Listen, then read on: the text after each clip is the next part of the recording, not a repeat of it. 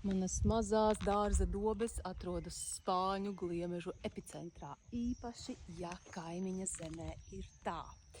Ko es daru, lai nenāktu viņa gliemeži? Šonakt bija lietus, un es pavēroju viņu ceļu. Starp citu, profilaks ir daudz svarīgāka pār indēšanu un lamatām. Pirmais, es viņiem nedodu mitros ceļus, viņi man nestaigā pa zālīti. Vieta, kur ir dārza kastes, ir apkārt nomulčēta. Otrakārt, redzot, kur viņi iet vakar, celtniecības sietu uzliku un nofiksēju apakšā. Šajā pusē veidojās ļoti karsts klimats un sauss. Un, ziniet, tikko es viņu uzliku, tā spāņu gliemeža sāk meklēt ēnu un bēgt projām.